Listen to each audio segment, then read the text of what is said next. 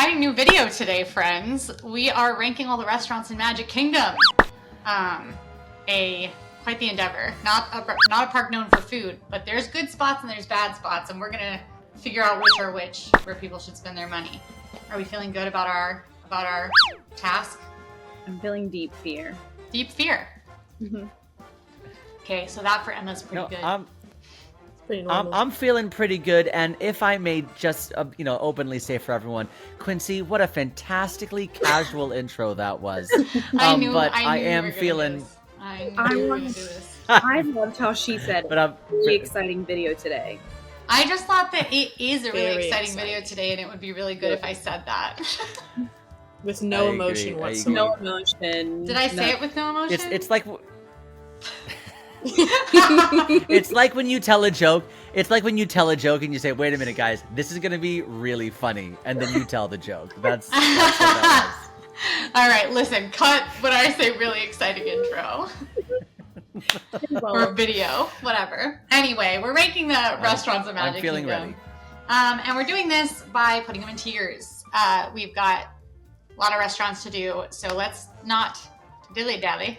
Let's just do it. First up, we have the Lunching Pad. Lunching Pad being a kiosk in Tomorrowland, serves up some loaded hot dogs. Also, a favorite of ours. Does anybody else want to talk? Like, yeah, just jump in. This isn't like awesome. We're just chatting. Like talk me. Yeah. Okay. Jump in. All right. So there are rows. The bottom row being D, right, which is the worst, and the top row being S for Sage, and that's the best. So this is how we're gonna rank these.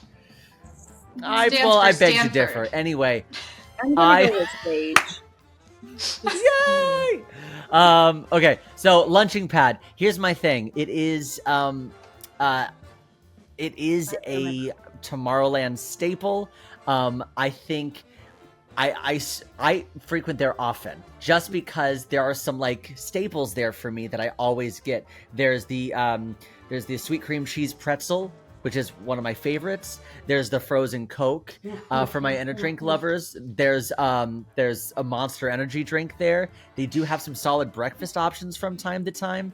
But as far as like, am I going out of my way to go there?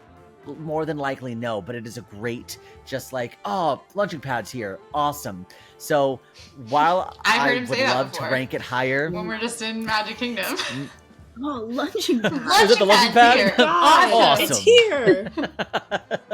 So while I want to rank it higher because of my own personal preferences, like I saw Emma throwing up a C. I feel like we should at least, we've got a lot of these to get through. I feel like we should at least aim a little higher and bump down if we need to. So like maybe let's go with a B since we really love some of these items that they have here, and then we'll bump down if we need to. Yeah, I think it's a limited menu. That's why I'm already ready to go C. I think that's and I love it, but like you said, no one's going to go out of their way for it. And there's really only about 3 things we're going crazy for. I think we should be careful with the limited menu judgment though, because that'll shove a lot of great things straight down, because there's a lot of like really great spots that we should recommend that only have like 2 things on the menu. But I think in this case you're right, because it is kind of a lunch spot that doesn't really have a lot of lunch. Mm-hmm. Yeah. Well, I guess we're really considering this a Magic Kingdom restaurant, I suppose, because this is everywhere that serves food is a Magic Kingdom restaurant. So you wouldn't believe the ones we have on here. Okay, well, I was gonna say I trust you. I like Sage's strategy of waiting to bump things down until later, but I was gonna say we put it at C. And then we're going to have a whole bunch in the C category. And then from there, we'll bump some down to D. Interesting. That was my thinking. I don't know. Maybe I'm just wild. I kind of am with Sage on wanting it to be B, just because like, I don't think there's bad stuff on the menu here. I would actually recommend someone go here. Like maybe not go out of your way for it, but if you're hungry and staying in Tomorrowland, I wouldn't feel bad telling you to go get Lunching Pad, because the stuff is good. And so is the breakfast. Yeah. What I'm hearing is we're a glass half full kind of people. Yeah, and you guys are pessimists. I think what I'm picking up is that Fry and I are watching a lot of Dancing with the Stars, and we feel like voting's been really high really early in the season. Yes. And so we're just trying to kind of level it out. They do always give Well, them way too high ratings. there is something to that. There is something Specifically to that. Carrie Ann Inaba with her favoritism, but that's a conversation for another day. The good news is we get to reassess. So let's drop it in C for now, and we'll revisit. Maybe bring it up, maybe bring it down. Probably not bring it down. And I do just want to state for the record that I do disagree with this choice. Thank you so much. Yeah. Thank you. It's on the record. YouTube is the record. Everybody watching, they are keeping record. Next up, we have Sunshine Tree Terrace. Okay, Sunshine Tree Terrace. That is a walk-up kiosk. It's not really a kiosk, but it's not a restaurant. I'm gonna say kiosk. In Adventureland, you can get Dole Whip. They do have a few savory items, and their Dole Whip is a little bit more exciting. It's not just the pineapple, but a lot of people skip it to go straight to Aloha aisle. That's kind of my quick thoughts on Sunshine. They don't even have the pineapple, right? No, they don't. They have like the orange and the creamsicle and the I Lava You float, which are all standouts. Yeah. And you know what? I'll say it. I love the pot stickers. Ooh, interesting point. Mm-hmm. I would say that not that I don't love hole in the wall restaurants, because that's what this is. It's literally like it's like a little window, a hole in the wall. Sunshine Tree Terrace a little hole in the wall spot in Adventureland. It is. That's so It chic. is. Well, but we do love hole in the walls because we do love Kusafiri over at Animal Kingdom. I know we're talking about Magic Kingdom, but there are these we do. But I will say that if we're looking at this as like really good restaurant spots, things that we're recommending, things that we are going out of our way for, Sunshine Tree Terrace is something that you do out of convenience, not necessarily something you're going for. Because if you're gonna go for that Dole, if you're gonna go for that classic Magic Kingdom ice cream staple, you're going to Aloha, you're going to the Parlor. This is just something that you would go to just because it's there. So I actually think we're rating this. I'm gonna go maybe glass half empty now and go on the D scale. I think we've rotated entirely because I do go out of my way for Sunshine. That's wild. I agree. Again. Oh my God. I'm with Emma. I didn't realize we were going to be in like a Frema v. Quage war on this episode. Last, but I am shocked we've made it to 2. Yeah. But also, you can get ice cream floats here, and you can do whatever you want. You can create the most nastiest chocolate ice cream with Gatorade float if you wanted. Sage does love a float. Who is doing? First off, who is doing that? And also, yes, I do love a root beer float. You want to know who's doing that? I love one of us in a game master now. Thanks, Fry. Okay. Well, you can thank Fry. Disney Food Blog because they did it first, just to test it. I've seen footage of this. Yeah. But you can get floats anywhere. You can literally get floats anywhere. I think we also need to deduct some points from this one for the removal of the citrus swirl. Because citrus swirl, obviously, for those that remember, was like an iconic, legendary, historic Disney World ice cream offering. It was basically frozen orange juice with vanilla soft serve. And everyone loved it. And then they just got rid of it forever. It didn't come back?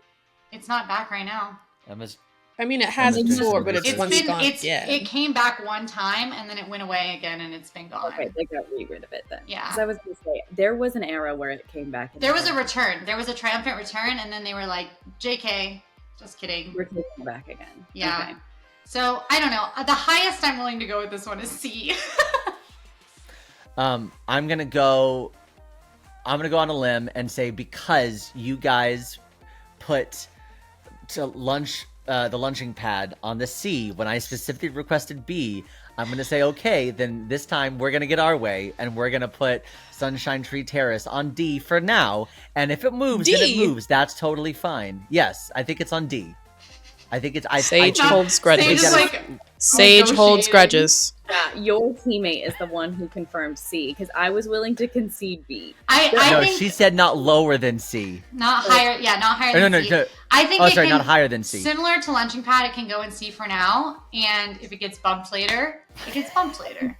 I think the only way Fry and I disagree in this is I think the pot stickers are bad and could justify a D. It's hard recommending. I don't mind the pot stickers. It's hard recommending the pot stickers when the spring rolls are like 20 steps away. Okay, so we're landing on C. I just said I like pot stickers. Okay, leave me alone. Oh, we're landing on C, but I'm here for the hot takes, you guys. Yeah. This middle of the road, writing in C like it's an SAT test.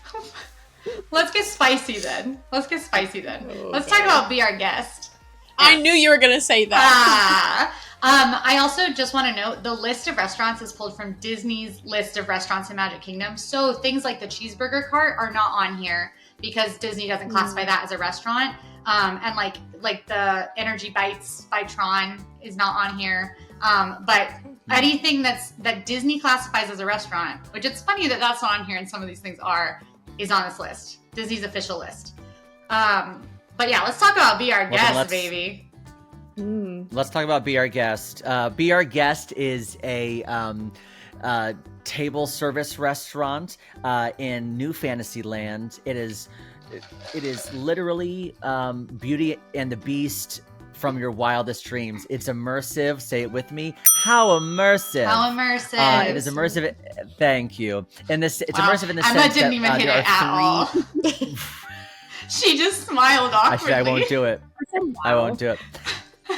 It is environmentally immersive in the sense that there are 3 really distinct environments for you to dine in. There's the grand ballroom, there's the like rose garden, which is more of just like a normal table service kind of area, and then there's the west wing, which is kind of dark and moody and super cool. It feels like you just stepped into the movie. However, the general consensus of Be Our Guest is that the food is just not very good. It's overpriced for what you're getting, which is, I guess, believed amongst the AllEars team in general. But since we're getting spicy, I am going to throw out a hot take here, okay?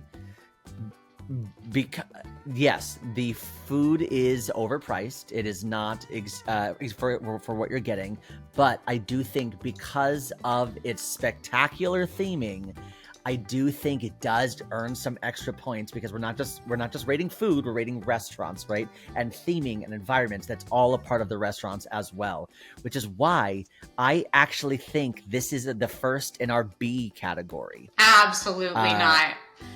Absolutely not. I knew it. Absolutely not. Oh, Emma. Absolutely not. And the betrayal begins. Yeah, it started. Do you have Be Our Guest commentary, Quincy, or can I say it? Oh, I do. As you know, I love to just rag on Be Our Guest. I do. So the way that I'm thinking about the tiers here is how much I would recommend it to someone or not recommend it to someone. Like it's like I might recommend it to someone is like B and above, and obviously the higher you get, the more I would recommend it. And like probably wouldn't recommend is C, and then like would actively not recommend is D for me. Which is why I am like wanting to put this in D with maybe a pull up to C. Absolutely not. Absolutely not. No. I think this is $80 for the most mid food. And the Beast sees you from across the room, maybe through a crowd. We're not just rating food. Okay, how many places in Disney World have mid food? But I wouldn't recommend it. I think so. You're look at me. Look at me. You're gonna tell Anya not to take her daughter to Be Our Guest so that she can live out her dreams as Princess Belle in the Grand Ballroom, see the West Wing, see the Enchanted Rose with her own 2 eyes. For reference, you're gonna tell her Anya's not my to best go. friend, and I would pull it to C for that reason because I would still caveat that it's not. Like, it is so... seeing that ballroom is not worth $80. And it's like, that for me it why... was. And it's also, it's not $80. It is $80 per person. Per person, per adult. And then you've got your kids and you're eating, sure, like maybe that saves you like the $20 you would have spent at a quick service. But seeing that ballroom is not worth $40 per person. I'm honestly going to rock with Quincy on that. I do think, though, there are a caveat of people that I would recommend it to. And so if we're going to go by your ranking of like D, I wouldn't recommend, C very rarely, I think we would have to drop the first 2 to D. Because I would not recommend those two. Correct. Even though I am. Oh my god! I would tell someone to go to Lunching Pad before I told them to go to Be Our Guest. I wouldn't. I wouldn't even No. Lunching Pad. If someone wants a hot dog, go to Casey's. Why are you telling them to go to Lunching Pad? I'm going to tell someone to go get the cream cheese pretzel before I tell someone to go look at this ballroom. I'm going to tell someone to go get... We're going to fight in this video. Yeah. I think if someone's never been to Disney, I'm not bringing up Sunshine. I'm not bringing up lunch. Like, I'm just not going to mention those things. I'm not. It's not necessarily. I guess the way I'm thinking about it isn't necessarily like would I recommend it above these other things. It's just like if this thing is in an isolated space, am I recommending it? Am I telling you if you want to or if you don't, or am I saying don't go? And for Be Our Guest, I say it is worth seeing once for the ballroom, which I think is in the kind of here or there. Because I certainly would tell you don't go if you've been before and seen the ballroom, especially if you went back in the good old days when it had breakfast and cheaper options. But can I ask a question? I just yeah. How many restaurants are allowed in each category? In each? No, it's infinite. Okay. You're like, we cannot put them all in C. No. We can't put them all in C. And I think it deserves B. And that's what I'm saying. Like, I'm 1,000% with you, Quincy, on I would not recommend this food because of the price and blah, blah, blah. But what I will tell you, as someone with a 2.5-year-old daughter who lives and dies by Beauty and the Beast, like, it is This is worth true. it. A little side note, the other day, her and I we gotta hang out. Sage, I was like, we could do the Beauty and the Beast sing-along, and he looked at me and he said, I cannot do the Beauty and the Beast sing-along. I cannot watch Beauty and the Beast at work. It's all I do at home. You can't, and I said, we don't have to go. We don't have to go. Hey, next time I'll babysit her. I will babysit her if we watch Beauty and the Beast. Yeah, the entire you're 4 about to hours get into the animated. You're about to get into the live action. You're about to get into the Josh Groban one. I mean, this girl runs. What about deep. the Christmas special? She loves the Christmas special. I'll bring my cape. Yeah, I will bring my cape. All that being said, I really think that I know my experience is unique, and may not be unique for other kids out there, but I do think, based on the theming alone, I do think it deserves just a little more props than what we currently have slated as C, which is the Lunching Pad and Sunshine Tree Terrace. I'll let it go to B. Because I think it's a great point. Thank you. I think Quincy's gonna let it happen. Yeah, Thank you, guys. I'll let it. Listen, I was not letting Sunshine Tree go to B. This one, we wouldn't have said that. This one can go to B because I think it's a great point that, like, for some people, it's absolutely a must-do because of the atmosphere. And really, my big problem with this all comes down to price. And if price isn't a concern, then go eat mediocre food in a beautiful environment. If you budget for it, right. It's just like the price makes me feel so bad for what this experience is because I know what that money gets you elsewhere in Disney. I do think the entire restaurant is rage bait, and it's important to know that. Yeah. But it's in B. That's fine. I'll allow it. I also do think we need to remember that all 4 of us go all the time. And we need to think about people who are going, once every 5 years, they're saving up. I really want to eat in this beautiful atmospheric restaurant, even though I know the food is bad. Sometimes you make those decisions on a Disney trip. I just think that's exactly why I'm... What do you say, Emma? I think that fuels the point we're making, though. If I'm going every 5 years, I'm not spending that money to sit in a ballroom. And your time. People are different because I'm the opposite. Yeah. I'd recommend, and that's the thing is that there are people I'd recommend this to, and that's a key point. And I think also that like I'd recommend CRT before this for those reasons, but not to everybody because like some people, this is one of the most beautiful environments in a Disney World restaurant, one of the most immersive restaurants. And so we're cool. I'm equally hotly contested. Next up, Liberty Square Market. Liberty Square Market is a little outdoor market in Liberty Square. It is a casual walk up outside. You're going to get prepackaged things. You're going to get turkey legs. You're going to get a pickle in a pouch. They've got literally the ice and you just pick up your Gatorade and go. It is just a tiny little snack, more than a cart, but kind of a kiosk in Liberty Square right next to Hall of Presidents. You can get fruit there, but very basic snacky items, except for the turkey leg. And that is Liberty Square Market.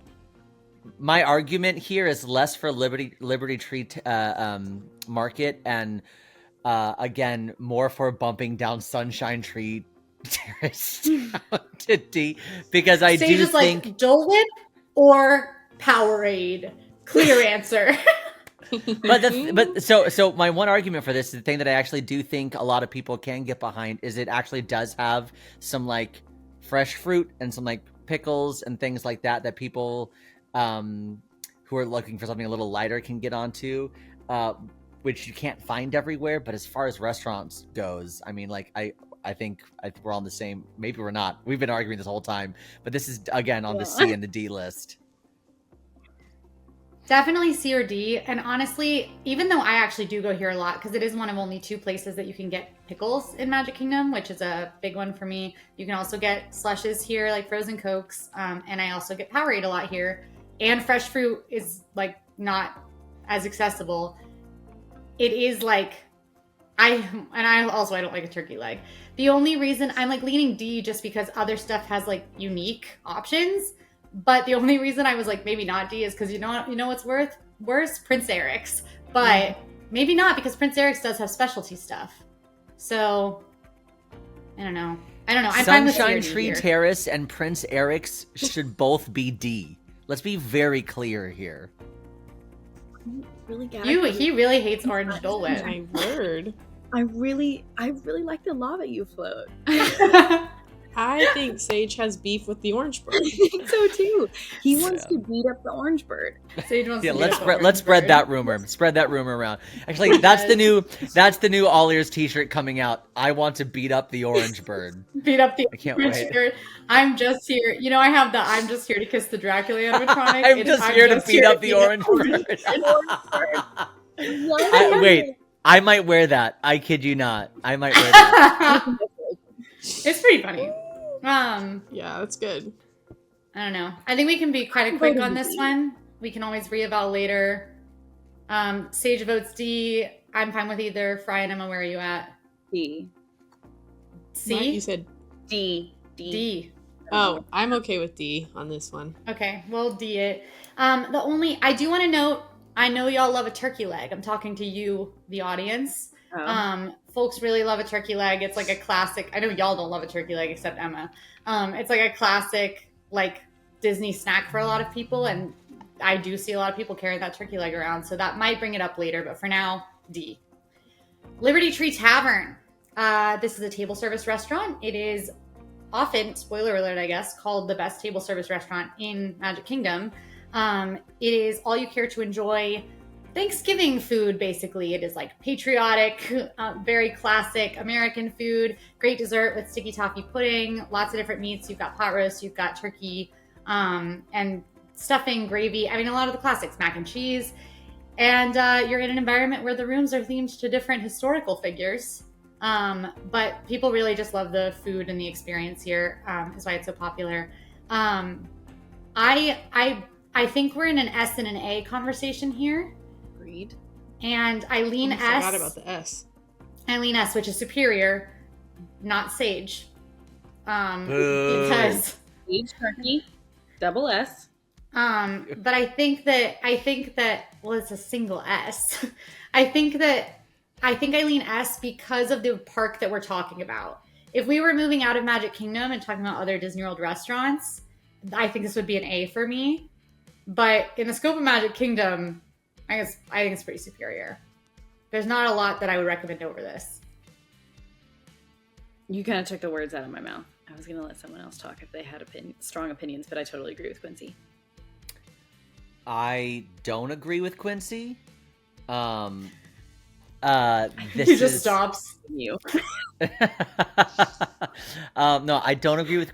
I agree that it's some of the better quality items and things like that in Magic Kingdom. I don't think it belongs in an S.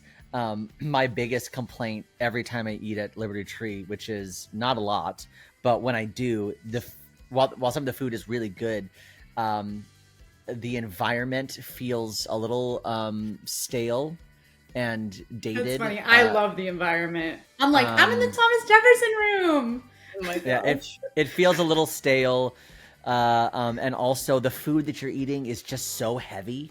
It's because it is like that Thanksgiving food. I know you love it, Emma, but I love it too. Thanksgiving food's like my favorite kind of food. Yeah, but in the middle of your park day, like it just like I never eat there specifically for that reason. This might sound this might surprise you. I literally, when my family was here last, literally did this. We did Liberty Tree on a whim in the middle of a full open to close Magic Kingdom day. I love it. As a little break, you don't have to get on the monorail, go to Steakhouse 71. You can have a Thanksgiving meal while Ben Franklin stares you in the eyes. I do agree with his commentary on the atmosphere. Like, I don't like it. I don't want to look Thomas Jefferson in the eyes, personally. Weird. But I think the food is, like, if it's not an S to me, I don't know what else would be, because I'm that biased and love it that much. So that's where I'm coming from. Frida. Did you just say Frida? Yeah, your full name. Oh. I'm actually having a hard time thinking about any... I'm just having a hard time thinking about any restaurant that I'd put in the S category. Like, I kind of forgot we had an S. I thought we only stopped at A. You really so I think I kind of agree with Sage where I would put this in the A category. We can put it saying in that, A. I don't know what I'm going to put for S. Yeah, we can put it in A, and if nothing ends up S. in S, I know what I know what Sage is going to argue to put in for S. But we can leave it in A for now, and if we don't feel like we have enough in S, or we feel like something deserves to be an S later, we can pull it up. Fair. A big winner, Westward Ho. Westward Ho is, unfortunately, you've probably walked past it 1,000 times in Magic Kingdom, and you may or may not have ever taken it in, but I might argue that you should. It's just a little snack stand, and it's across from Pecos Bills in Frontierland. It has a lot of famous bites, I would argue, really one in particular, and you can get coffee there. That's like, my brain has gone blank. I'm like, that's all I can say about it. Do they still have corn dog nuggets on the menu here? Because that will actually influence my decision. They do have corn dog nuggets. They're not as good as Casey's. They also have the new bacon pecan Mickey shaped cinnamon roll for breakfast. Oh, yes. Yeah. So I think it's getting a bump up from what we've said in the past. I know. I was like, I'm really racking my brain right now. This one's tough for me because This one's hard. I haven't tried the new Mickey cinnamon roll, little point, but I don't enjoy the thick piece of bacon that everybody talks about, and the jalapeno poppers are bad jalapeno poppers. It's exciting that there are jalapeno poppers, but they're not good jalapeno poppers. I will say I really like the I do like the breakfast sandwich there. It's the sausage and egg biscuit breakfast sandwich with honey butter and pepper jack cheese. It's like a solid breakfast sandwich that I've had there before. Yeah, and so I was like, oh, this is like a couple points here. Unfortunately, I don't know why. Like, I feel like this is gonna make the beginning of this video so boring, but like, I don't think I can put it at a D but I think it's a C. Yeah, Emma, I think it's a C. I think it's a C. Next one is Aloha Isle. Aloha Isle is essentially your one-stop shop for the famous Dole Whip here in Magic Kingdom. You can essentially get any Dole Whip floats. You can also grab the pineapple upside down cake. I love this Aloha Isle specifically because it is attached to the Enchanted Tiki Room, so it feels like a part of that experience. It still has those tiki vibes, those Polynesian vibes within Aloha Isle. Well, similarly to Sunshine Tree, it does have limited options, but this still feels like the destination for Dole Whip, specifically because of the environment and things like that. Would anyone like to go first about how they feel about Aloha Isle? Dole Whip is the iconic Disney World snack. I think I would say B. Okay. B? I was thinking S. Oh. Yeah, I know you were. What? And that's You crazy. want to know? Yes. You want to know why? You want to know why I'm thinking S for this? Is because this is, I think what Sage was saying is exactly right. This is literally a destination spot. Dole Whip is like considered by many to be one of the most, I mean, it was ranked number 1 in that analysis that we did for the desserts ranking video. This is the best place to get Dole Whip. It has incredible Dole Whip creations. It has the coconut Dole Whip, which Disneylanders talk about being one of the biggest things they're jealous of Disney World about. I think that even happened in our Disney World versus Disneyland video. It is so this is a destination spot. Like this is a place that people put on lists, that it's bucket lists to get Dole Whip from Aloha Isle. Dole Whip is like a very iconic, historic, because of Disney's partnership with Dole, treat. And I would argue that this spot, opposite to Sunshine Tree Terrace, like you're talking about, there's not a lot of options. There are a lot of ways you can get Dole Whip here. Like it's not like they're also serving a bunch of other stuff, but there's a lot of ways to get Dole Whip. There's the cake, there's the float, then there's a bunch of flavors that they usually do. Like you can get raspberry, they have the coconut soft serve here, and they do specialty items like seasonally that are all really good. And I think that I don't know. I just think that I would say that this is a must do for anybody who hadn't tried Dole Whip or who maybe didn't like the pineapple. I would say it's a must do because it is it's an iconic classic Disney World spot that actually has really good stuff all the time. And so I just think it is I think it's like a staple, and that's why I want to put it in S. Yeah. You're like shaking. At one point her head was like shaking like I think it deserves an A, no question. I think S could be argued, but I was not thinking S for this. You just hate pineapple Dole Whip. I mean, my vibe is I think it's really good, but I did not get Dole Whip until I was an adult, and the first time I had it, I was like, oh, this is good. But I didn't think where has this been all my life? But some people feel that way. Yeah, I was going to say, I literally did. I also didn't get Dole Whip until I was adult. I didn't know it was a thing until I was older and more in the Disney community.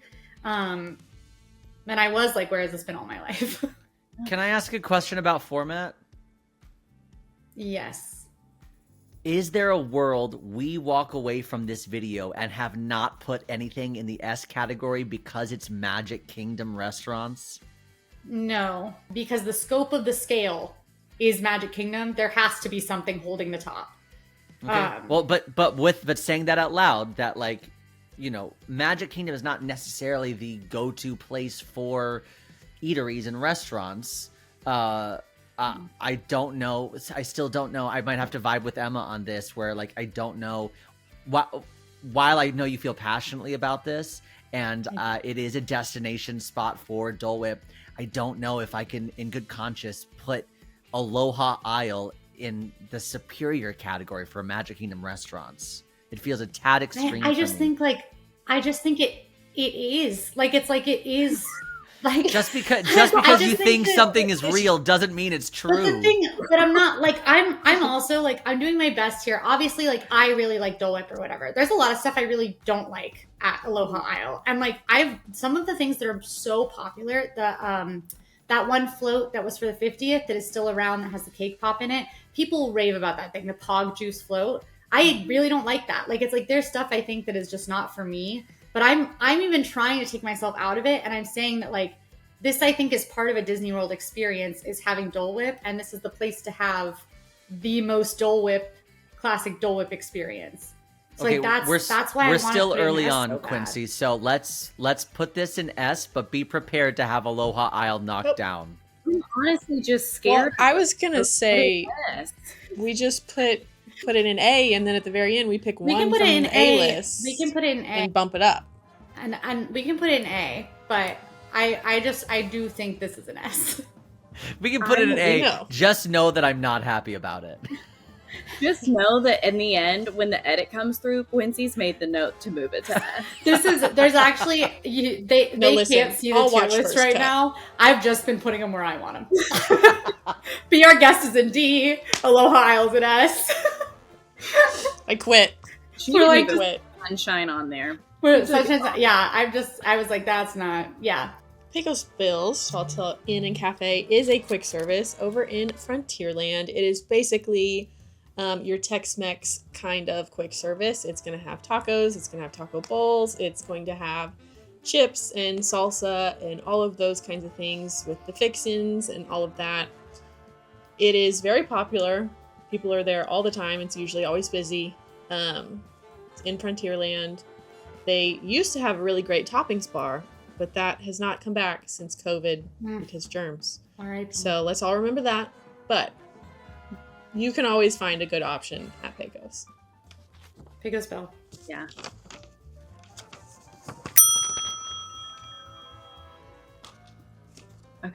Okay. Makes it easy. We'll pull it up to B. Yeah. I think we probably all agree in saying you can always find something here. There's actual filling food, tons of indoor seating. It's just a reliable spot, and they do seasonal stuff. B. Yeah. Mm-hmm. I just feel like anything that's like an actual like quick service restaurant like this, where there is, where it does feel like a restaurant, deserves to be in a higher place on this board. You know what I mean? I agree with that. Except one. Which one? Are we going to talk about it? Don't tell me. Yeah. Okay. Tony's Town Square Restaurant. This is an interesting one. This is an Italian restaurant located right by the entrance of Magic Kingdom, themed after Tony's from Lady and the Tramp. It is classic Italian food. You can get a glass of wine here, like many table service restaurants. It's one of the only ways to get alcohol in Magic Kingdom. And it's a spot that used to be widely known to be one of the worst, but had a significant menu change. So I guess let's all say what we think here. Whoa. Wow. Crazy Fry. That's interesting. What is Sage holding up? It's an Sage! Okay, wow. Honestly, I can rock with an A. A D, I have to hear why it's a D. I will have to hear why you put a D. Because I don't ever want to go there. Like, I don't care for it. I've never liked it. I'm not putting it at the same level as Be Our Guest. It is so much better because of the menu retheme than Be Our Guest. Yeah, the food and the price for the food is actually a table service I would tell someone to go to. I agree. And you can sit on the patio with a glass of wine and watch the parade. You watch Disney Starlight, the nighttime parade. I recently went there, and like I have like a big thing about like this is how I tell people whether or not to go to Italian restaurants. I always say, hey, get the chicken parm. That like that's the easiest thing to mess up. But if it's done right and it's done well, then you can revisit that place. I had a lot of, and I actually I had their chicken parm, and it was quite good. I really liked it, and I was like, oh heck yeah! And then so I went back, and I got the garlic bread, and I happened to time it out where the parade was going by. I had a nice little glass of wine, and I was like, oh wow, like this has completely, the turns have tabled. I will 1,000% come back here, and I do like going outside and going to Steakhouse 71, but if I'm not, I'm also a huge Italian food junkie, so I would put this higher on the class, especially since we have Beauty and the Beast on B. I definitely think we just need to at least give it an A, and if it goes down, then so be it. Fry, have you been here since the menu redo? No, I have not. Okay, I hate it. I really don't like Italian food. It's like my least favorite kind of restaurant to go to. Just not my vibe. Probably too much dairy. But the Tony's, like, I can't argue with that. The way that garlic bread is served and tastes, and I can't argue with the giant mozzarella stick. So I think that I will say if we menu Fry's absolutely dead on. Yes, I think it was a menu deserves a B. I think that based on our letter ratings, since no one's convinced, it would land at B, because if it was B's and then Fry pulled it down to D, it would go to C, and then if it's A, it pulls back up to B. So It will be I'm a fine B with for that. now. I'm okay with a B, but I would throw punches over. I'm A. gonna schedule you to go You're here. gonna be there so soon, and I'm gonna schedule Fry to go to Tony's so that she can. The garlic bread is Okay. the one thing you should be concerned about. Everything else is very Everything good else is fine. well seasoned. Mm-hmm. The garlic bread, I would tell anyone, just get that and then leave. Get a glass of wine. Get that and a glass of wine. Watch a parade. Oh, that sounds nice. Doesn't that sound amazing? Like my mouth's watering. Nice. I know. All right. This is gonna be an interesting one, actually. I think Columbia Harbor House. This is hard. Think about it. I have. You guys can really argue with me if I'm like really off the rest. I'm holding two. Okay. Hold on.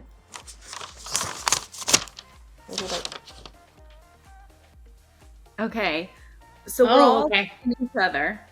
So I think this needs to go to. I think it needs to go to A. A? Clearly. Okay. The only I used. We didn't spiel it. Somebody spiel it. Oh yeah, Emma spiel it. Columbia Harbor House, which is the one we're talking about right now, is a quick service in Liberty Square. It focuses more on seafood, which might sound crazy for a theme park, but stick with us.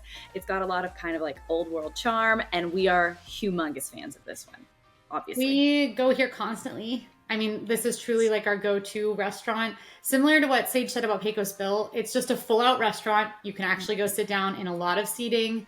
I probably 6 months ago would have 100% been on board with Sage. It is dragged down for me because I do think that they have reduced portion sizes a bit. For instance, the trio platter, which is a favorite of ours, it is fried chicken, fried shrimp, fried fish.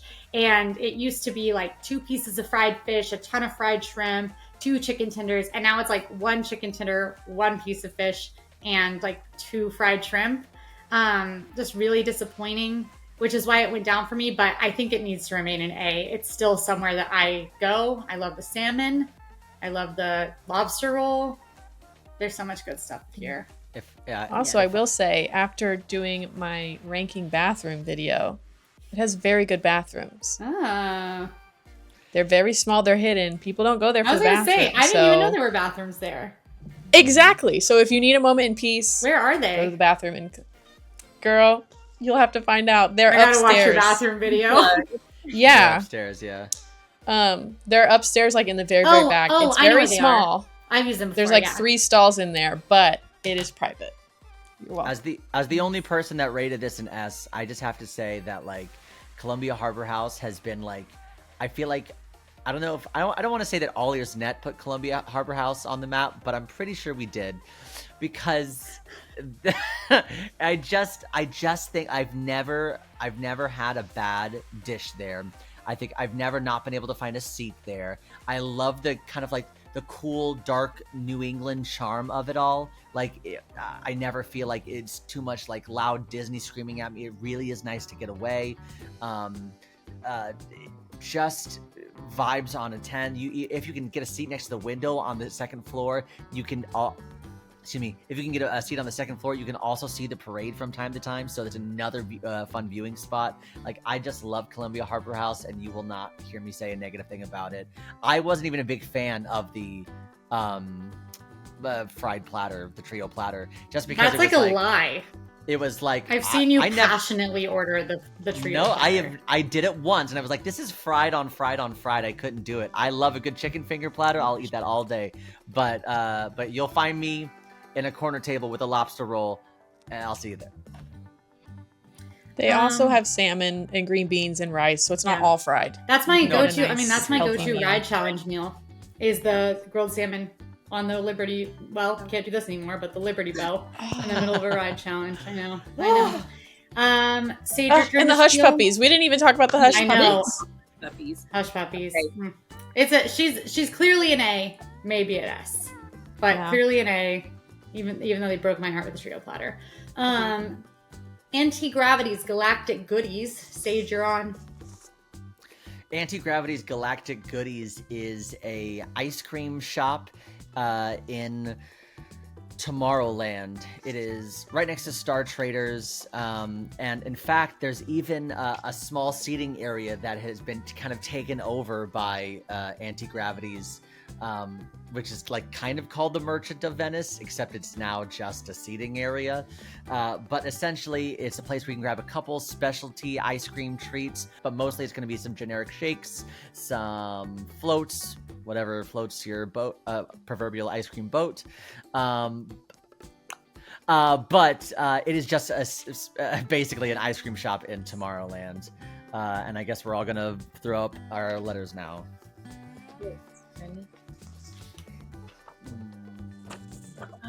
I was almost sick. I'm not going to argue this. It should be I can actually change this. Emma just immediately. Emma gets peer pressure. I was really clear on this. The specialty items are so good at this spot that's what. That cold brew float. So good. The seasonal. I should say that specifically the seasonal items really blow me away. I think it's better than Sunshine. I think it's comparable to other spots, but I'm also willing to see. There's just so many options. I'm not going to argue over this, and I respect you. Unlike Quincy and Aloha Isle, I actually really respect you guys. I don't respect you guys about your Aloha Isle opinions. This is like D, Quincy. This is like my least. This is like the last place I would tell someone to get ice cream, and there's a lot of good ice cream, and that's kind of why. Although I think the cold brew flow is really cool, so I'm good with going up to see if needed. And I do think they do really fun seasonal stuff. Like that's true. Seasonal stuff is the only place I ever tell you to go there. So I don't know if that's part of this discussion. It is. I mean, it's consistent there, right? Like they're always doing. It's every year. They do a lot of really interesting stuff. And like peppermint items, I do go out of my way for that. Maybe C for now. I do think that once again, Sunshine Tree Tavern I do think Sunshine Tree Terrace and Anti-Gravities, they do both belong in D because they are just generic ice cream places that have a couple specialty things. I'm just saying that out loud. I would be willing Anti-Gravities. Not willing. I wanted to do this, but like I do think like Emma's point of saying Anti-Gravities is better than Sunshine Tree Terrace. I actually agree with that, and I don't think I would have said that because I objectively like Orange Dole Whip better than like a lot of the Anti-Gravities sundaes. I just think it's a better spot. It does make me feel like maybe Sunshine Tree Terrace is too high, but we can come back to that. I think we're all in agreement after lots of discussion. Just go ahead and move it to D. All right. Stage is eating up Orange Bird later in the parking lot, and we're moving the rest of the and it's fine. It's fine. It's in D. It's fine. Okay. I cannot wait for that T-shirt. We make one single T-shirt. One single T-shirt. It's just for Sage. Pinocchio Village House. Pinocchio Village House is a quick service restaurant in Fantasyland. It is right behind the carousel. It is a big indoor quick service. It's going to have quick service Italian food, basically a lot of flatbreads. You can get like kids pasta, that sort of thing, chicken tenders, lots of indoor seating. There's a second floor, and there's even windows that you can sit next to overlooking It's a Small World, and you can watch people pass by in the boats. There's also a very fun little blue fairy wish book that we like to talk about, where you can go write your little wishes in the book. But other than that, I think we can all say there's not really standout food at this location. So now let's see what we think. I heard Quincy writing. Oh no, okay. I had to write because my C, my D was on the back of my C, so I couldn't hold both up, so I had to add a D to the back of my B. I think it's D. No question. I think it's D. Yeah. I think the amazing seating and small world window cannot save the poor dining options. And if you really want to experience those things, get other food and carry it over. Yeah. Mm-hmm. Also, it's brutally crowded all the time. All the time. It's hard to move through there. I wish I had like more things to say about Pinocchio's Village House, but it just like is what it is. You know what I mean? Like it's like an argument I hear for it a lot of times is that it's, well, sometimes you got picky eaters that just crave pizza. There's so much picky eater friendly food in Magic Kingdom. Like, and it's like, if you're really craving pizza, I guess, but like maybe go have pizza somewhere else tomorrow and don't do pizza today and go have good pizza. But yeah. Yeah. I'm pretty sure that's where I had oysters on pizza last year. Probably. at the Halloween party. So if that tells you anything about Pinocchio, Yikes. At the Halloween party, that's specific. The nail in the coffin. Yeah. Back on the ice cream front, we have Storybook Treats. Storybook Treats is another soft serve spot. This one not focused on Dole Whip, focused on actual soft serve. So they have all the classics. They also do all the floats, but then typically they have specialty cones that are very, very Instagrammable. If you've ever seen a pretty cone of ice cream in Disney World, it was probably from Storybook Treats. So it's very popular. It's in Fantasyland. What do we think? Feeling fear? Okay. Oh, what stage is C? Wow. I think it's a C. D or a C? It's a C. So B, I guess, is where we land. Stage YC, that's lower. It has fun ice cream options. The Aurora cone that I had was good that one time I had it, but I'm just not. I just don't go back there often because it is what it is. But you guys feel more passionately about Storybook Treats than I do, so be it. Yeah, I think it's the best ice cream outside of Dole Whip in Magic. Best soft serve outside of Dole Whip. Agreed. So yeah, I think B is a good place for it. If you want soft serve, I would tell you to go here. If you didn't want Dole Whip, if you wanted ice cream, I would tell you to go here. All right, Emma, your turn to spiel. It is Beacon Barrel. This is very exciting. I'm excited I get to spiel this. This is Magic Kingdom's newest restaurant, the newest addition to the entire park, and it is the first ever lounge that you can find in Magic Kingdom. It is themed entirely to the Pirates of the Caribbean, and it's like expanding the story, and then you get to be a part of it. There's an animatronic inside. He's very cute. I'm blanking on his name. Rummy. Oh, I was glad I got it right. Rummy is inside. There's a whole story behind the bar, and it has alcoholic beverages that aren't just beer and wine, as well as some small plates. And non-alcoholic beverages. And some specialty mocktails, including some very good ones. Those, yeah. There's lots of good stuff in there. Where I'm eager to see where everyone's landing. Has everyone? What if I've never been there? Okay. I too have never been. Emma and I have both been. Emma in media, and I have been in as a regular guest. So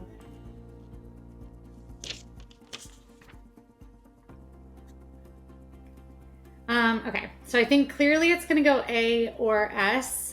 I think Emma and I should make our argument for us having been, and then you guys can tell us if it's convincing enough or if it needs to stay in A. Do you want to go first? Sure. Okay. So I had all of the food on the menu here, and I had you can only get 2 drinks per person, including mocktails at this spot. It is a 45-minute limit. And everything was good. Some of the drinks were standouts, and I would 100% get them again. And the food was good. And there was one food item, which is their like chips and dip scenario, that I would tell anyone to get if they were going in there. Even if they were like, oh, we were just going to drink, I would be like, get the chips and dip. Have a good time. The atmosphere in this lounge is on the level of like the Haunted Mansion parlor on Disney Cruise Line. It is such incredibly immersive atmosphere. It is beyond almost any other Disney restaurant's atmosphere in the entire. The only thing that comes close is like Oga's and like Trader Sam's, and I think that for me being like a pirate lover, this blows those out of the water for me. But even if you love like Star Wars so much, this is still going to give Oga's a run for its money atmosphere wise. It is an incredible show that happens while you're in there. Right now, especially since it just opened, all of the cast members are awesome, and they're doing fun pirate bits, and there's fun like little engaging involvement things while you're in there. There's all these different story elements. And then also the drinks are good, the mocktails are good, and kids are allowed in there. I saw, which is true of any of the places that we listed, but I saw a lot of kids having an awesome time drinking their mocktails, looking at Rummy the parrot, and enjoying the atmosphere. So I think even though it is a bar, it still feels like it's for everyone. So that's why I do kind of lean S. I think if we are going to be our guest on atmosphere alone, this deserves the same, and it blows it out of the water to me. Like, It is Okay, just well, we put Be Our Guest down at what, B? So B. Yeah, that's but why, with like, bad food and bad pricing, whereas this has good and food it's and good still pricing. foodie. This has good food, good price. I think good pricing. It's still pretty pricey. It's yeah, but it's I think you're paying for what you get, and I Mhm. think the atmosphere just takes it to another level. I think that it is also, like, if we're comparing it to Oga's is incredible. Like, the DJ's up, you're seeing a lot of little things. This bar has even more Easter eggs and even more to see, and even more like little interactive. You could go 5 times and not see it find all. new things. So obviously, we're big fans of it. I do think it deserves to be in the S. I think there are definitely arguments to be made against it, but it still would fall into S, even hearing arguments made against it. Can I ask a question? Yes. Yeah. we also have questions. The reason that I gave it an A and not an S is because I just don't know, like, I don't know what I don't know. But the question I'll ask is similar to Oga's, like, where the drinks at Oga's are a little, like, they're all pre-made and they're all kind of like specialty and really distinct flavors.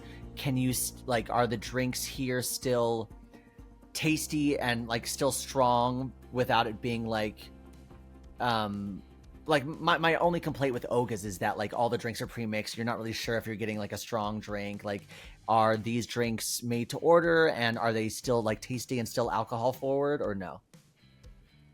They're certainly pre-mixed. For Oga, yeah. Yeah, they're certainly pre-mixed. Something that I would say to what you just said is that, like, they're all, like, creative and, like, sometimes you don't really know what you're getting. I don't think that's as big of a thing here. The cocktails serve more crafted cocktail than themed cocktail to me. Like, it's like they feel like they were crafted to be good cocktails, not crafted to be funny fun. Like, which is how I feel about Oga's, where it's like those were crafted to be, like, a fun experience to drink, whereas these were crafted to be tasty, like, drinking experiences. And that's why, like, there's a lot of stuff at Oga's that I get over and over, but just because I am going to Oga's. Here, there's stuff that, like, if I were at another bar, I would order this cocktail again, kind of thing. Well, my statement stands that if you feel passionately about S, then I trust your judgment on this. I have 2 questions. Number 1, atmosphere vibes wise, are you saying that this is better than Trader Sam's? Like, do you rank it highest from all of these interactive bars? And number 2, is the 45-minute time crunch, like, stressful? Like, were you stressed in there thinking you didn't have enough time? So I'm the only one who's done the 45-minute time crunch. This is similar to Oga's when it first opened. You have a 45, and I think Oga's still does this sometimes, and sometimes it doesn't. But you have a 45-minute time limit to be in this place, and you can only get 2 drinks at a time. Obviously, like, in an ideal world, that wouldn't be the case. However, I'm also really happy with more people getting to experience it, and doing full coverage, which takes us a really long time. Anybody here will know. I was a little bit stressed at the end of the 45. Had I not been doing full coverage, it would have been plenty of time. And I kind of even like it because I would be very willing to spend way too much time in there and waste too much of my Magic Kingdom day. Whereas 45 minutes, I feel like, is a perfectly good amount of time to dedicate to a cool dining experience and then get back out there and get back to doing park stuff and not, like, use your park ticket just to have this, like, dining experience. And I don't mind the cutoff here, which, to be fair, I didn't for Oga's either. And I know a lot of people complained that it did feel rushed, but the cast members, the service is extremely fast here. They are extremely communicative with you about, like, where, like, if you're running out of time, in a way that doesn't feel like they're like, and we're kicking you out when you're done. And so I think that the 45 minutes, that's what I'll answer, did not feel, I think it felt like a good amount of time to be in here. And I don't mind it at all, knowing that it's just getting me back out to having more fun at Magic Kingdom. And if you want to answer her other question. That is, I think, a really hard question, because I think what they have done is incredible and definitely on par with Trader Sam's. I will say, just, this is, I think, more personal preference. I'm still going to prefer, as far as immersion goes, even though I think they're neck and neck, I'm going to say Trader Sam's, only because Trader Sam's is a singular room. Whereas the lounge is kind of 3 separate rooms, so you kind of have to move a little bit more to feel as involved sometimes in the story or to see Rummy move, which is not the end of the world. A lot of people are doing it, and you're more than welcome to get up and go see him as he's moving. But Trader Sam's, you can kind of stay where you're at and see everything that's happening within reason. It is a lot smaller, so I think it makes sense, but I think maybe Trader Sam's would like just barely be better, but I think that they're very, like, the argument can be made either way. The difference between them, because for me, like, it's hands down for me the best, but you guys know how I am about pirates, like, that's like my vibe, so like, and I know that bias is there, but I think the main core difference is that the physical environment of Beacon Barrel is better. It is objectively better. The physical environment looks so cool. There's so much to see. It is so, the scale of it feels so big, but it also feels intimate. The interactions that you have at Trader Sam's, where all the different drinks have all those different fun things that the bartenders do, that's not happening at Beacon Barrel. It's too big of a place. Like, there are some of those things, like they'll bring out a food item and they make you sing a little song with it, which is like really cute. And there's like little stuff like that. And all of the cast members are like piratey and they interact with you, but there's not the like kind of cult following fuel that Trader Sam's has with like the Pearl and like the zombie drink where they come out and like, where they come out and shoot everybody with water guns. That sort of aspect isn't there as much. So I do think it can go either way based on preference. So really what you're saying is you're comparing Trader you're not comparing Trader Sam's, you're comparing Oga's to Beacon Barrel, not Trader Sam's to Beacon Barrel. Yeah, and Beacon Barrel is clearly they learned from Oga's and did better. Agreed. Got it. Well, I would say you both have argued a lot, so I will let you have this S. Great. And we will. You just said that we did. You guys talked for me, Dad. We talked about this a lot. Let's move on. Let's move on. All right. Who just spieled? But it was very good arguments. I just spieled. Okay. Also, if you're curious about any of these spots, anything that is like a full lounge, a full table service, we have full reviews on the blog, so you can go check those out. Next up is Sage spieling Diamond Horseshoe. What is there to say about Diamond Horseshoe?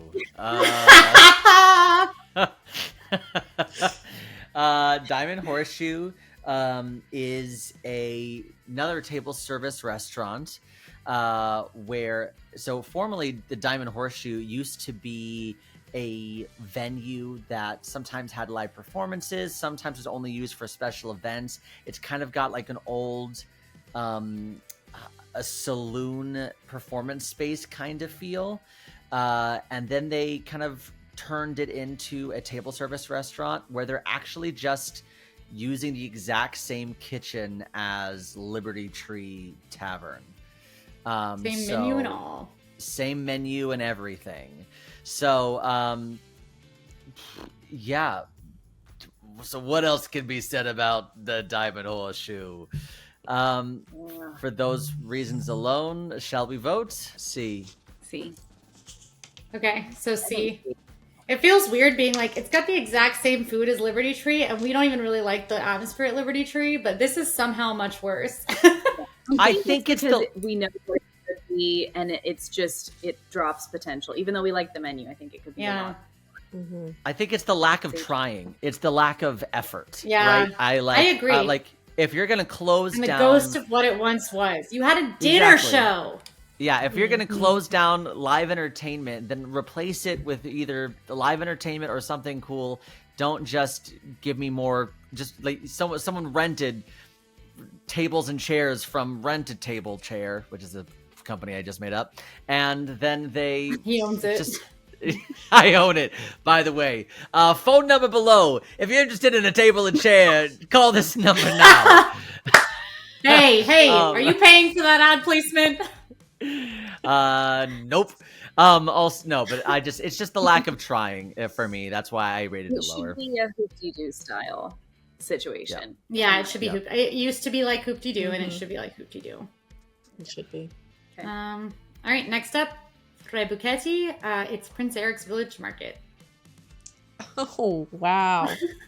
Prince Eric's Village Market is another market, quick little outdoor stand over in New Fantasyland, right across from the Little Mermaid attraction. It is very similar to the Liberty Square Market that we've already talked about. Turkey legs, you've got some fruit. I think they have grapes. They've got a slushie.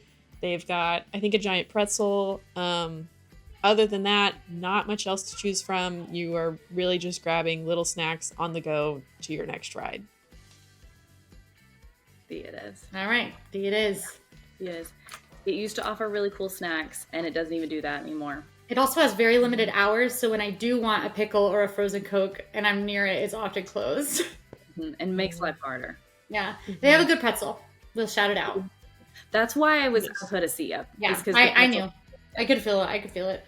I knew. I didn't even doubt you. Yeah. All right, next one. I'm curious about this one. Plaza Ice Cream Parlor.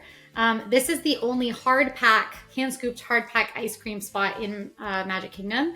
It is Edie's Ice Cream, and they have lots of different flavors. They do lots of sundaes. If you get a kid's cone or cup, and even actually they do this a lot of times on regular cones and cups, you get little Mickey ears as little cookies in your ice cream. And then they have lots of sundae toppings like hot fudge or peanut butter sauce. That's Plaza Ice Cream. Vote? Yeah, okay. Mm-hmm. Okay. You're leaning A, Emma? I'll lean A because Okay. I think that's fair. Okay. Yeah. I think I was being a little harsher frequent... just because of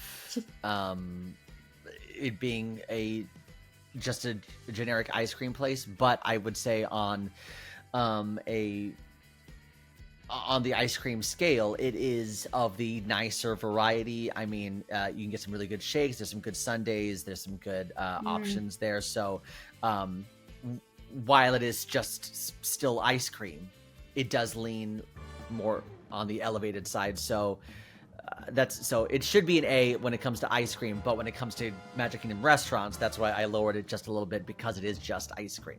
Does it make sense? That's why I went a little harsher there. Yeah.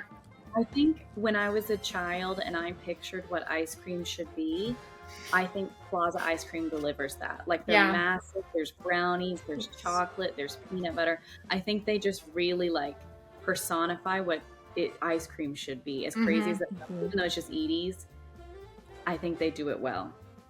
Okay, and if we argued for just Dole Whip, I think just ice cream deserves the same treatment. Yeah. I also think you got all the toppings. Just Edie's with toppings tastes better looking at Cinderella Castle. And truly this, for me, one of my most recommended activities is waiting for the park to close and going to this after park close. I've done that with all you guys, and it's great every time. And it almost always tastes better too. I don't know what it is. But it does. Late at night, it tastes better. It's the memories as you're watching people leave. I don't know. Very special. Some of my most special memories in life are that moment. Yeah. Yeah. So Plaza's, they're doing something. Okay, Skipper Canteen. This is another table service that you can find in Adventureland. It offers up Indian, Asian, and fusion style options. It is themed to the Jungle Cruise, which is very fun. The cast members really get into it. They tell a lot of dad jokes, and they even have a secret room. You can also get cocktails as well as beer and wine here, and it offers more adventurous options than you might find at other spots. I feel passion about this topic, so I'd like us to go ahead and... A warning. Yeah. Okay. Okay. Ooh, interesting. I was really torn. So I don't know. I think A is the answer because 3 of us voted it, but I think it could lean into S. I could probably be convinced. I don't think I would go up to S, so I might be the lowest on this spot. I think I've seen some inconsistencies over the last few years that warrant not putting it total S, but I still love it. And even with it not being as consistent in some of my favorite dishes, I still enjoy them every time, which you can't say for other places. I think the reason I went S specifically is because I asked about formatting earlier, and I said, hey, is there a chance we walk away from this without a thing being on an S? And while Beacon Barrel is currently on the S, it is. I don't think I would consider that. That's a lounge. I don't think I would consider that, even though this is technically within the Magic Kingdom restaurant ranking.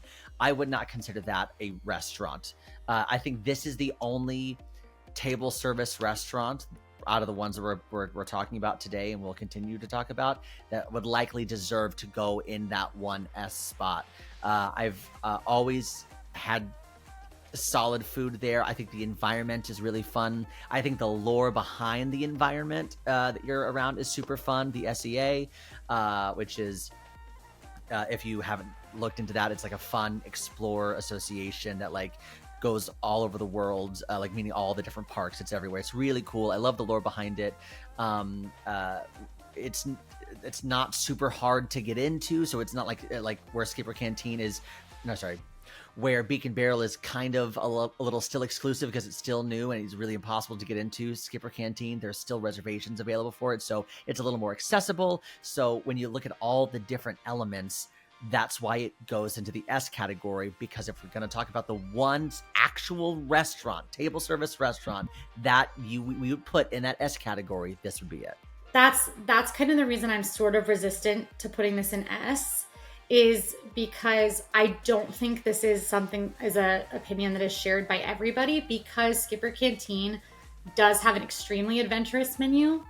And like, yes, they do have some picky eater friendly options, but if you are a family of picky eaters, I would never tell you to go to Skipper Canteen. If you're like a family that likes to stick to more classic American flavors, I wouldn't tell you to go to Skipper Canteen unless you had people in your family that liked to eat more adventurous options.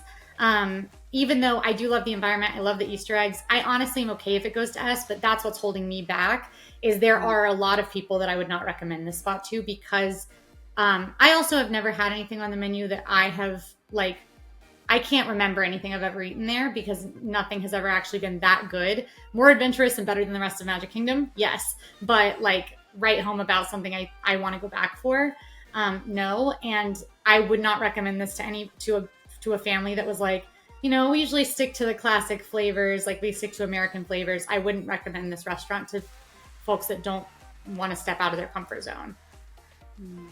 Which is the only thing holding it back from S for me, is that it is kind of prohibitive, because it's like there might be one option on the menu, but it's not like it's like a menu that caters to every taste. I disagree with you. Like deciding if I want to get into it. You disagree? Do it. Yeah, do it. Because people are watching this to decide where they want to eat. Like, if you would recommend this to a family that's I think you have great points, but I also think, like, if we're just talking table service, there's no question this is the best one. I also think I was like, this is why I didn't know if I wanted to get into it, because I don't know if it's actually relevant or helpful to other people.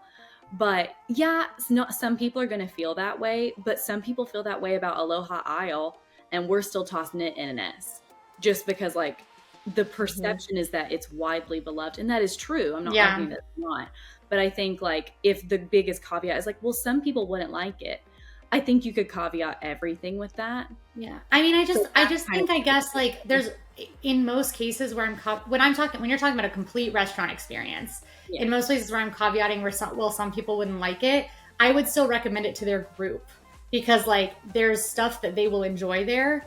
And I don't know that I feel that way about Skipper Canteen, but I'm cool with it going into S. I just know that for some families, I would recommend Tony's over it, which is just like if a family was like, we love Italian food, we don't really like to go out of our way and try new stuff, I would say go to Tony's.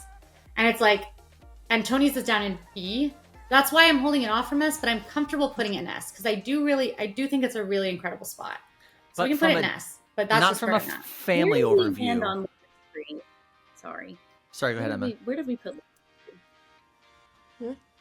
Liberty Tree? Where did it land? Liberty Tree's an A. A. I'm gonna go A then. Fry, you be the decider, because if you're still wanting to pull it up, I think that we can pull it up. I think I still want to pull it up, just because if I'm, taking everything into account, I know that we are looking at these entities as their own separate thing. If I watched a video where people were talking about ranking the restaurants in Magic Kingdom and a bar was number one, I would be upset. Like, I know that it's great, but like, Yeah. I think we need to have something along with Beacon Barrel, and I think the Skipper Canteen is that choice. Fair. I think we might pull something else up in the spot, looking at what's left. But I'm cool with it being an S. I just would caveat, it is an adventurous menu, and if that's something that's not for your group, this is not the spot for you. Even though it might be the best, like we might be putting it as the best. You might want to swing Liberty Tree, which might need to bump into S. But we can look over everything at the end. Okay. Although atmosphere, Friar's Nook. Friar's Nook is another like hole in the wall, kind of like quick service area. It's literally in the wall. There are just lines. There's a small like seating area, but it's not large. This is where you can grab basically breakfast and lunch, because they do actually close before it gets to that dinner portion of the time. They do have some fun breakfast options, like the tots. There's a tacho bowl. I don't think they're there anymore. Really? I think that's they took them away. Well, I just they had have it. the sandwich I just now. had it the other. This? That's not true. I just had it Really? the other. Like, yeah. I mean, it wasn't the sausage gravy tacho bowl, but it was. Oh. Bacon and ranch and Well, they don't have the cheese. sausage cheddar, gravy tots. bacon and ranch. Okay, that I'm following. You can get that at breakfast. That's That's not but the you can't order breakfast. Yeah, that's available all day because it's like ranch, bacon, cheddar. It's loaded tots for all day. There used to be a breakfast one. Sorry, Yeah. Sage. That's what it I is. thought you were talking sausage gravy. No.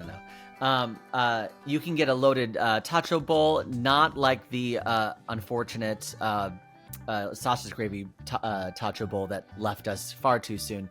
But you can grab a breakfast sandwich, and there is some stuff available for lunch. You can grab like bratwurst and things like that. Definitely a grab and go establishment, and not. I always like it as a breakfast place. That's typically how I use it, because I do like the breakfast sandwich, and I do love a good like morning tater tot scenario.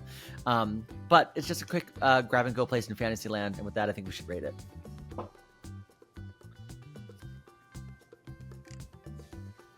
Oh, interesting. What stages? It'd be- Sage is frozen on mine. Okay. With the recent menu takeaways, Personal I have to give it a C, Yeah. or else it would be a B for me. I have a personal addenda. I think they've gotten rid of almost everything that made it worth going to and replaced it and left one dish, which is still very good, but that's why I'm angry. I think we can easily land it in C based on our rankings fine. here. It's got good stuff, but it's gotten rid of a lot of the really great stuff, and there's other places we'd recommend over it. So we're gonna do Plaza Restaurant. Okay. The Plaza Restaurant is a table service restaurant on Main Street, USA. It's the very end. It's got that classic Main Street style feel and atmosphere. It's not super big. It's got a couple nice things on the menu. It is not the most popular restaurant by any means, but if you're seated in the back spot of the restaurant, you can see Cinderella Castle as you dine. So that's nice little atmosphere, views outside. But for the most part, it's not high on our rankings, I can tell you right now. Unless y'all are about to show me up. Yeah. I'll take this away. Wow. I think Ooh. the Okay, why is this D guess for C? you, Sage? I do think it's every gonna time land I've- C. No, every time I've been there, it's really it's been unfortunate. They would tell you that their food is a little more elevated, and unfortunately, and this is like coming at the Plaza hard, but it is obviously it is supposed to be dated because of Main Street USA, but I think it's dated in the wrong way. You know what I mean? I think the menu itself feels dated and feels like I could eat it. Like the restaurant feels like a elevated nursing home, and both within the food and the decor. I've been there multiple times and did not like it. And yes, you can grab a cocktail there, and even then, I was like, I don't know who's making these drinks. So it was a real bad sell for me. I would not go there again. we had a nice time there. The three of us went during a perfect day one time, and we had a nice time. But it is, to me, forgettable and not the most exciting. And it's super weird that it is it is so close to Cinderella Castle, and I would say there's maybe like 3 tables where you can actually look at Cinderella Castle with any sort of good view. So I think C is okay for it. Yeah, I wouldn't recommend it to anybody. Yeah, it was fine, but it was just fine. Yeah, I enjoy it, but I do think you're going to know exactly what you're eating. Mm-hmm. If you need a table service restaurant reservation for that day, that's going to serve. You can go there. Yeah. If you want a turkey club that tastes just like a turkey club, does that make sense? Like, that's exactly how I feel about that turkey club. Yeah. Yeah. Like, this is exactly what I pictured, and so I think that's fair. I think C is incredibly fair. But if you're looking at the plaza and you're going, why aren't there a lot of tables? Why aren't there a lot of tables filled in here? Ask yourself the question, why? Yeah. Why? Yeah. There's a reason. Okay, Cinderella's Royal Table. This is the restaurant inside Cinderella Castle. It is a beautiful restaurant, lots of stained glass, very regal. Food not known to be incredible, and it is very pricey, but it is priced the same as other character meals with the princesses around Disney World. You can meet the actual princesses here inside Cinderella Castle, so that is the draw. It is often booked up well in advance, despite not having the best food reputation, and that's because the princesses are there and you're inside the castle. It's hard to beat. Very big special occasion restaurant, especially for like little ones' birthdays. So we can go ahead and vote. Don't hate me. Why would I hate you? Wow. We agree. All right. Fight. Okay. I thought we were going to fight. That's just a very nice. No, I just think it's an iconic experience. It is. I tried to put it. I've only been one. But the way people talked about the food, maybe my expectations were just that low. I loved my meal. I've tried every one that went with me, and I genuinely enjoyed all of it. I went for breakfast, so maybe breakfast. I went for dinner, and I agree. I think it might be an expectations thing of people just really harping on it and saying it's so bad. But I think that it was fine. Like, it was good. Like, I didn't have complaints. And even though it is pricey, like Be Our Guest, I think the food's a little worse at Be Our Guest in my opinion, but I don't necessarily, the bigger complaint I have is that the money isn't worth the experience. And here you are in Cinderella Castle meeting the princesses. Like, it's going to be pricey. It's not just waving at you from afar. Mm-hmm. Yeah. So that I can justify it a little more, I think. All right. Our final 10, we are going to go into a bit of a lightning round here because otherwise I don't think we'll ever get out of here. And you guys are trapped and we are trapped. So we're going to lightning round it. Unless anybody is super passionate, you are allowed to break the lightning round for value. Okay. But if not, we will just kind of go with majority rules here. And then someone will give like a little one sentence evaluation. Yeah. So Emma, it's Golden Oak Outpost. Mm-hmm. We're going fast. Golden Oak Outpost. That's actually kind of hard to say. I couldn't even say it fast. Walk up kiosk. It's in Frontierland. It's near Tiana's Bayou Adventure. It recently had, when Tiana's opened, and then a little bit since, they've kind of had some new menu items. They have more bowls like sweet potato fries, chicken, and Tiana's beignets. That's kind of the general vibe there. Vote. I can't get mine up. Okay. So I'm okay with B. I'm okay with C. I'm okay with C. Actually, yeah. Wait, I take that back. It needs to be C. I think the quality here is. I love that chicken bowl. So does Sage. Sage and I do be getting the sweet potato fries. It's good. Bowl. I've also had it. Yeah. But it shouldn't be B. Let's do C. All right, Sage, you are Casey's Corner. Casey's Corner is one of the most nostalgic places I think you could visit on Main Street, USA. It is your hot dog, mini corn dog stand. You can get a lot of different specialty hot dogs, as well as what we would consider one of our favorites is the mini corn dogs. You can get that with your little plastic cheese as well. Super delicious, and definitely, I think if you've never done Disney World before, it's just kind of like a Main Street must-do. Everybody hold up your letters. I had an A and then I put it down, so I'm going to switch it back. Okay. Easy. Yeah. A. I definitely think it's an A. I don't think it's an S because there are better things you can get, and it is just hot dogs and corn dogs at the end of the day. But I think because of its nostalgia and its Main Street USA classic of it all, I would need to put it in an A. And we get the mini corn dogs too much for it to not be an A. That's all I'm saying. Yeah. All right, Friar, your cool ship. Throw it up.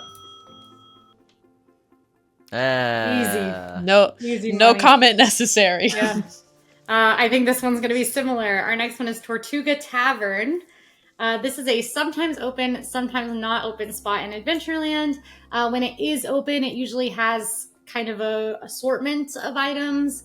I am remembering them having a hot dog that I've eaten before, and they had like a violet lemonade similar thing once. It has not been open lately, but when it is open, pretty small menu, kind of an interesting assortment of items. When it's not open, great seating area. Votes.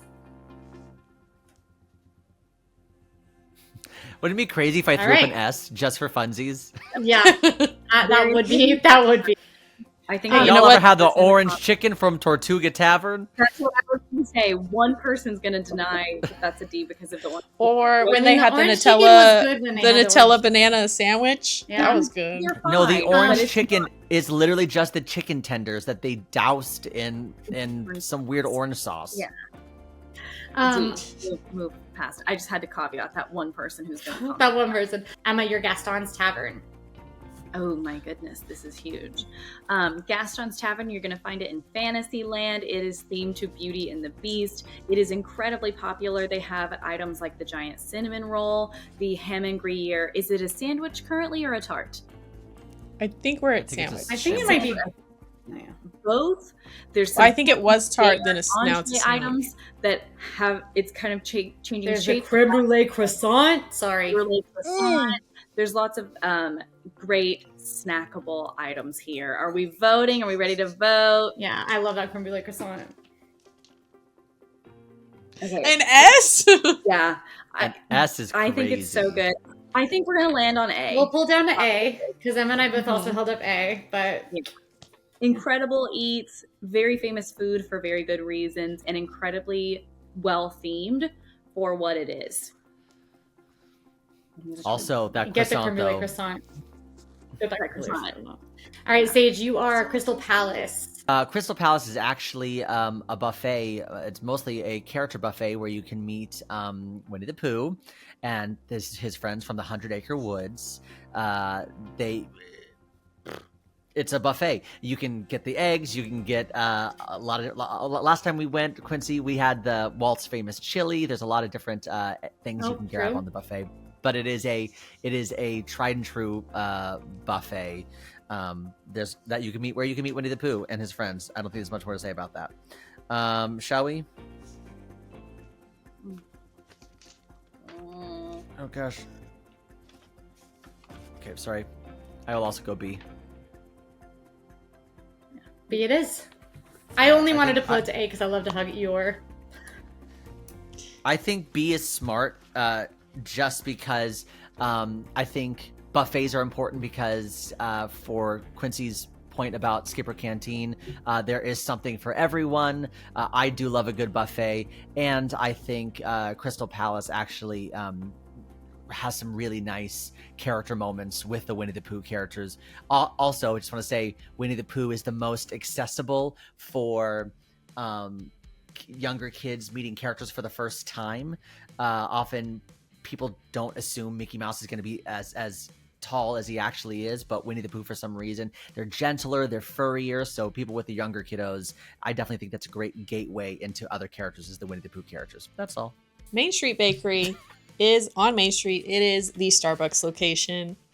Fun fact, it's on Main Street. It is the Starbucks location. You're gonna have your full-fledged Starbucks, whatever you want that morning, they can get it, make it for you. It's gonna be very, very crowded in the morning and most of the entire day. It is a Starbucks. It's gonna have a couple items that are only there at Disney World, but they're not that outstanding. So again, it's just a Starbucks. Here we go. I do have my hand, but Sage, put that down. That's crazy.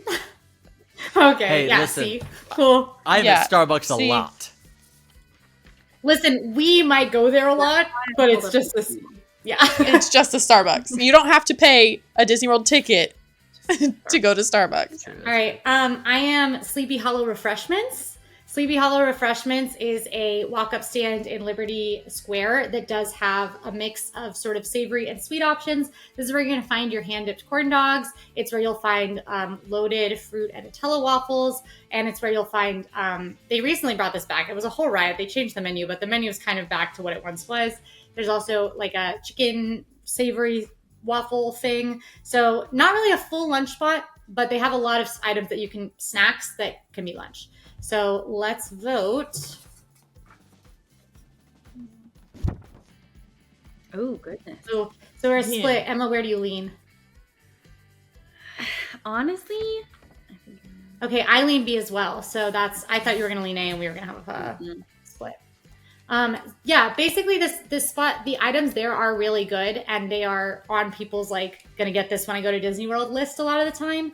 But it's just nothing is that standout. But it's kind of old reliable. So B is a good place for it. All right, Emma, you are Cheshire Cafe. Cheshire Cafe, you're going to find it in Fantasyland. It is near Mad Tea Party. It is where you're going to find the famous cattails. They also have some specialty cupcakes as well as it's like a frozen slushy tea. I can't think of the name. It's very limited menu, but they also do have the pepper jack pretzel there.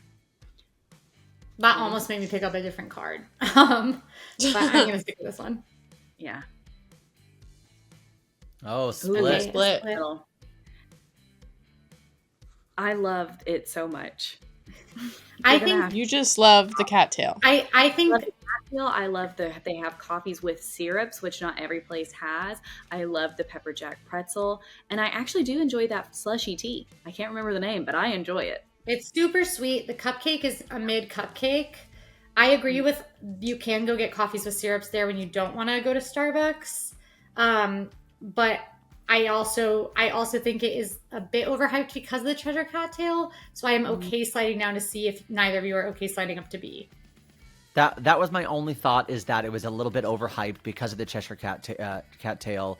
The pretzel is the redeeming quality for sure. You can get Joffrey's and coffee at a lot of different locations.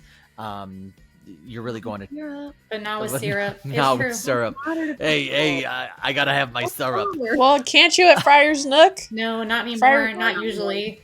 They haven't had it a lot of the times I've gone lately. If you feel passionately about B, I will follow you into the fire. But we're both okay to slide down a C. I think it's better than some of then I think it's a C. Just note that the Cheshire Cattail is a higher, like that on its own. There's a reason everyone talks about it. And our final one, Sage, you are Cosmic Rays Starlight Cafe. Cosmic Rays is really your big quick service location in Tomorrowland. It's where you can grab your basic theme park food, burgers, chicken, fries, maybe a salad. It all comes down to Sunny Eclipse, who's a really cool animatronic who plays his jazz tunes in the middle of Cosmic Rays. Widely known, this is a place that is kind of a bummer if you're visiting, just based on lack of theming and lack of flavor and taste. Except for the singing robot. Except for the singing robot. However, sometimes you are craving just the basics. And that's okay. So for that, let's all vote. Shall we? 3, 2, 1. Oh, wow. I think it's a B. Okay. It has to be B. This is definitely the same you that craves McDonald's at the end of a long day goes to Cosmic Rays. We are at our final ranking here. We just need to review and make sure there's none that we want to reevaluate and move into a different category. So we can all I'm sending you guys the screenshot. We can all just take a quick look. We're not going to be ranking within the categories because it is so difficult to compare something like Aloha Isle to Liberty Tree Tavern. You really can't. So this is just where we would rate these and our level of recommendation for them. Let's see if there's any we want to move. Having moved Sunshine Tree Terrace down, I think I'm happy with this. I agree. I think that was the choice that needed to be made, and it was made ahead of time. I don't know that there's anything I would have passionately argue for. I think I agree with this list. Can I move? What would you like to move? Where is it? I think anti-gravities needs to go down to D based on what we're looking at here, and I only say that because if we're comparing Sunshine Tree Tavern and stop saying tavern, because if we're comparing Sunshine Tree Terrace, I think anti-gravity still falls underneath that, and I think that all of the other places that are listed in C I would venture to before any of the places I would venture to in D, and I think anti-gravity belongs in D. I'm not totally against that. I'm not sure I agree, just because I do actually think I would put anti-gravities above Sunshine Tree Terrace, because I don't find myself going out of the way for the specialty items at Sunshine Tree, whereas I do find myself and would recommend people go out of their way for some of the anti-gravities seasonals. So I'd let it hold its spot. I would vote the same. But I think I would also agree. I'd like to put one more on the table of potentially sliding Cheshire Cafe into B based on this. Like looking at it. Because where is it now? None of the it's in C, and nothing in C has a standout item. Nothing in C has something that you go to the place for. The cold brew float at anti-gravities? But the Cheshire Cattail is more than that. You know, like well, yeah, but I'm just saying well, it's true. It's true. That is a stand-up item, and it's pulling it from D to C. So I'm wondering if we need to pull Cheshire Cafe from C to B on the Cheshire Cattail alone. I think there's the argument to be made. I'm open to that. I'm just presenting it. I don't actually really. I'm passionately. So happy with it either way. My only concern is that we are then putting the Cheshire Cat tail in the same arena as Tony's and Be Our Guest and and oh gosh, what's the other one? Tall Tale. Like that feels like a big stretch, and I know. But you're saying all full restaurants. So but how do we feel about putting Cheshire Cattail in places like Storybook Treats or Sleepy Hollow? Like I think Sleepy Hollow is better, but I don't know that Storybook Treats is better than Cheshire Cafe by that much. You know what I mean? You're right. I think Sage's argument is my desire to move it up. What, say that again? I either want to move Cheshire Cattail. I either want to move Storybook down or Cheshire Cat up, I think. Yeah. I would go Storybook down. Okay, Storybook down. I'm comfortable with that. Storybook really thought she was like skating through. I know, poor Storybook, man. She almost did. All right, so no other changes. This is the official AllEars cast tier ranking of Magic Kingdom restaurants. We've done it. Friendships were broken and remade again. Everyone fears me now when it comes to Aloha Isle, and I'm okay with that. Sage is going to fight the Orange Bird, to be determined on whether or not we back him up in the Magic Kingdom parking lot. Thank you everybody so much for watching. If you like this video, let us know. This is a new concept, and if you liked it, we will do it again, but you have to tell us in the comments. And like this video, that lets us know you want more like this. If you're still here, don't forget to subscribe if you haven't already, and keep an eye out for all the fun content we do all week, because we're serious about fun. Thanks for watching, guys. See you next time. Bye, everybody. Orange Bird, catch me outside. How about that?